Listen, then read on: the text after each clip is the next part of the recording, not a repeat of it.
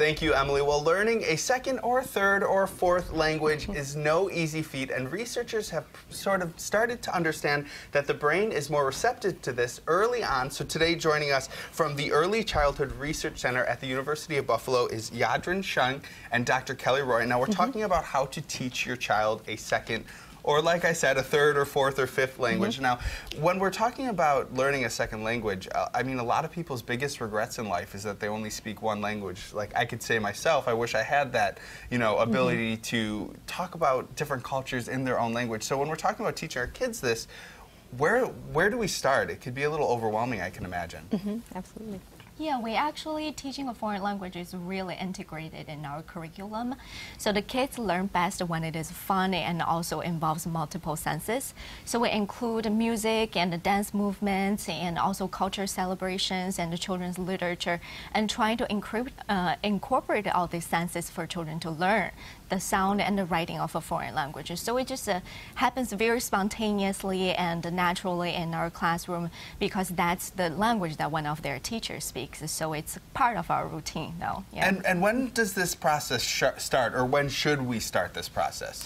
Well, the earlier you can start the process, the better. We have children who begin learning English and another language simultaneously when they enter at the Early Childhood Research Center in particular, but families can do this at home as well. So they can literally be native speakers of more than one language if it's begun very early. Children's brains are very receptive to multiple languages initially. The more that they learn, the more they take in, the better, the younger they are. So there's no point too young. And do we know why this process goes a little bit more smoothly, a little easier when it's started so early? Well, because children's brains are still adjusting, still developing, excuse me, the synapses grow more quickly. We're making those bridges within their brain through language, so they have that propensity as they develop. Now, we want to talk about tips out there for parents that are maybe going through the schooling process with their kids. Maybe they're trying to help them with Spanish or French or Mandarin. Now, you said immersion is a great technique for this. Yes, definitely. I was thinking too, if you don't speak a second language, you can always connect with the technologies and the people in the community to create that rich language environment for children. And also find children's literature and movies and in a second language so they already have the content knowledge to help them make the connections will be easier. And I want to go back to a point that you were talking about. You said that, you know, learning it in conjunction when you're teaching the fundamentals of English can be a really great way to do this. Absolutely. Some people think that children become confused when they learn multiple languages simultaneously.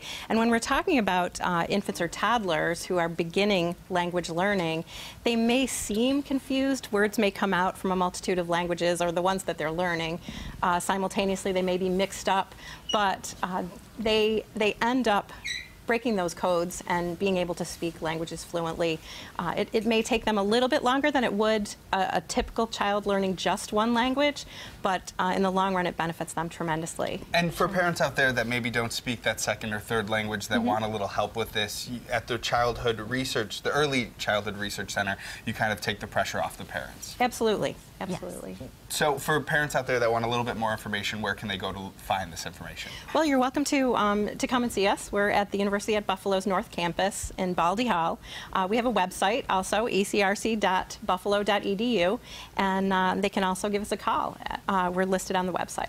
All right, well, thank you two for joining us today. It's always an important topic when we're talking about educating our children.